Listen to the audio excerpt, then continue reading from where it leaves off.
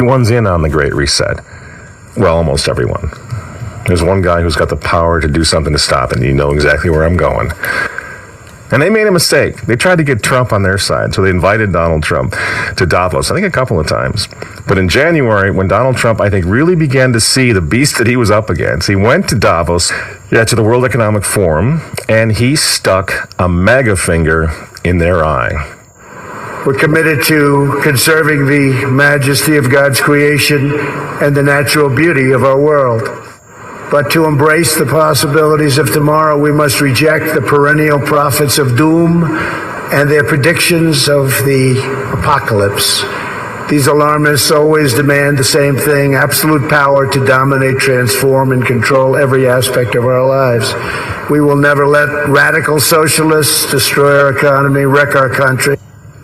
2 days after Donald Trump gave that speech, the 89-year-old leftist weirdo billionaire George Soros made an emergency intervention where, at Davos, once again, warning that the U.S. 2020 election will determine the, quote, fate of the whole world. Now, in the context of Davos, take a look at this one more time. This is a month after Donald Trump addressed Davos and stuck the MAGA finger in their face.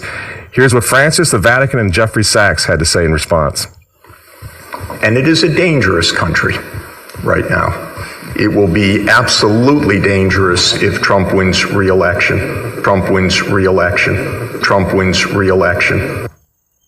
Francis invited this guy to the Amazon Synod as an honored guest and advisor. He's also Bernie Sanders' advisor. What's he doing in the Vatican? Why is this guy who's a promoter for socialist, out and out socialist, Bernie Sanders, what's he doing advising the Pope? Why does he have entree to the Vatican, friends? Sachs supports abortion and contraception, but that's not a problem for the Vatican. For the Vatican, for Pope Francis, and for his friends at the UN, Donald Trump is the problem, obviously, friends.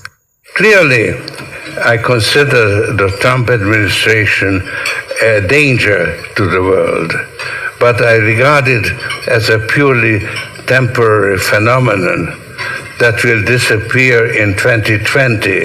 Do you get it? Do you see why there's so much hate for Trump?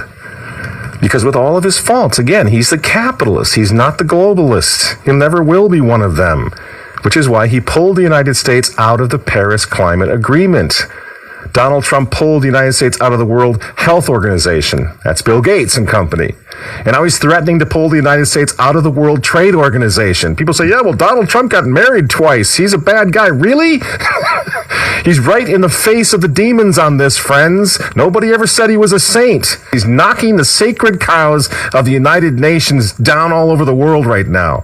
The General Assembly routinely votes 185 against the United States on almost everything right now. And you remember, speaking of the United Nations, in November of 2019, again, right before COVID landed, Trump went to the UN, on the floor of the General Assembly, and he declared war on globalism. Wise leaders always put the good of their own people and their own country first. The future does not belong to globalists.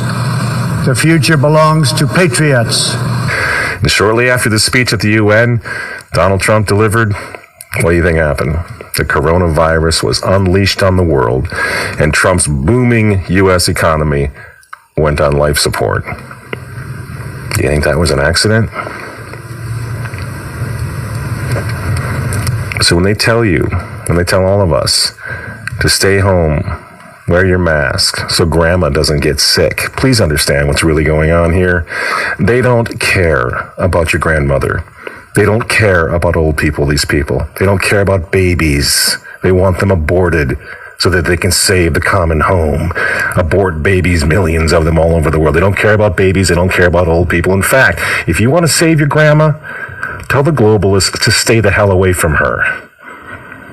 You remember how some of them, like Cuomo and characters like this, were running COVID recovering patients through nursing homes? That's how much they care about grandma. And the name of the game now is to bring the United States economy to its knees. Get it out of the way so that everyone will want the Great Reset. Make the new normal so intolerably abnormal that even you and I, maybe, at some point in the near future, will be begging for the vaccines because we'll be driven crazy by that point. Begging for whatever else is going to keep us safe according to our jailers and our handlers and our zookeepers. You see? That's what they want. That's why they keep using this term, new normal. What we do to fight back? Go to work. Go back to school. If you're healthy, take off the mask. And for heaven's sake, go back to church and pray that Trump wins in November. That's what the reset was on. That's what the Russia hoax was all about. That's what the impeachment hoax was all about. Don't you see? For 4 years, they've been trying to stop this man because if he strengthens America, if he makes it great again, if he brings the economy back again, the reset won't happen. The New World Order is going to be set way back. Who knows when they're going to have another COVID opportunity like this one again, and they know it. So ask yourselves why they hate this man. These folks, these men, they hate God. They hate the unborn. They hate the traditional family. They hate you. And they hate Donald Trump, whose political opponents, by the way, right now are knocking statues of saints to the ground. They're beating up cops, and they're burning flags. You say you don't like Trump. I'm sorry, friends, but who cares? That doesn't really matter anymore. But you think of Trump's personality or his tweets. Look at the big picture. The choice is simple, friends. Stand with America right now, or fall with the New World Order in the not-so-distant future. There's no other choice. I'm Michael Matt for Remnant TV, and we'll see you next week.